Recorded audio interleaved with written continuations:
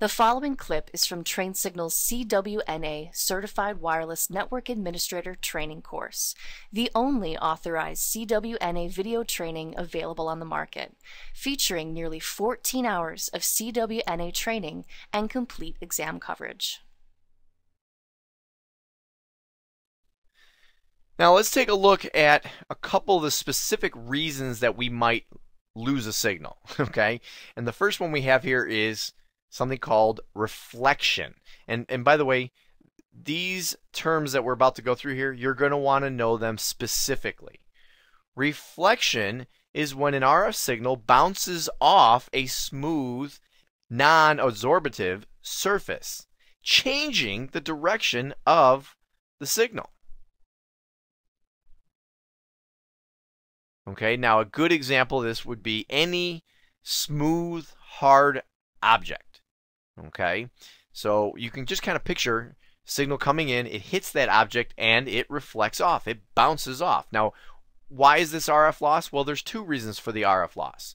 One is as it hits the object, even though it's reflecting off, that reflected signal is going to be just a little bit weaker than the original signal just from the process of bouncing off of the object. But the second reason, and possibly more significant reason for the loss, is that the signal, which was maybe meant to travel in a certain direction, is no longer traveling in that direction. It's going somewhere else. So somebody who's over here trying to hear this signal is going to have a hard time. Now the next one, and let's just make sure we're careful here, it's not reflection anymore. Now it's refraction. Refraction occurs when the RF signal changes speed and is bent while moving between media of different densities. Now, how much of this happens depends on the refraction index of the medium, and I'll tell you, different substances out there will potentially have a refraction index. And so, again, what we're illustrating here is that we have a signal coming in, and when it hits the object, now, some of that signal may reflect off that object. Okay, that would be reflection. But some of it will be refracted. And what that means is it's going through the material, but it's not keeping the original path. It's moving on in a slightly different direction. Okay, so again, that is going to weaken our signal because some of it may not even go through, some of it may reflect away, and some of it goes through. So that's one form of weakening. And then the other form is, well, as I mentioned before, it's not going down the original path. So in order for an object over here to try to receive this signal, it's going to get a much weaker signal. Now here we have something called diffraction. Okay, not to be confused with refraction. Diffraction is a change in the direction or a bending and intensity of group of waves after passing by the edge of an obstacle. So the example that I have here is if we had a building. Okay, so it's like we're looking from above, we're looking down. Here there is a signal that is being transmitted, and you'll notice that this is a little bit more accurate to what an RF signal looks like. It's not a single line. You don't really ever have a single narrow line like this red line here.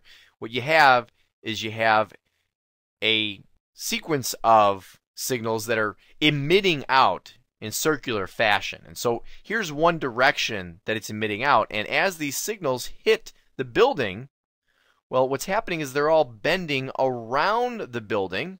So you'll notice that the lighter blue lines that I have here are a little weaker, but also they're kind of a little bent. And then we actually have this section here called the RF blackout shadow. Okay, the RF blackout shadow means that if we were to have a device sitting right here that wanted to receive this signal, it probably wouldn't happen because the signal is being bent around the building, and it takes a little while. You'll notice this last blue line here, it does eventually come back together, but it's a much weaker signal, and there's a period in between where there's just this blackout zone. So you always want to keep that in mind, and this is what's known as diffraction. Now the next one I have here is something called scattering. And the scattering is, well, it's a lot like reflection, but the difference is instead of it being a smooth, hard, reflective object, it's a jagged, hard, reflective object. So what happens is when the signal hits the jagged, uneven surface, it then scatters the signal, as you can see here, into many different directions. And each of those signals are going to be weaker than the original signal. Okay, thus the narrow red lines here relative to the thicker red line when the signal first came in. And then we have something called absorption, and this is probably the most common form of RF loss. Absorption occurs when the RF signal striking an object is absorbed into the material of that object in such a manner that it doesn't pass through, reflect off, or bend around it. Now, probably the number one form of absorption, or the number one substance that absorbs the signal, would be water.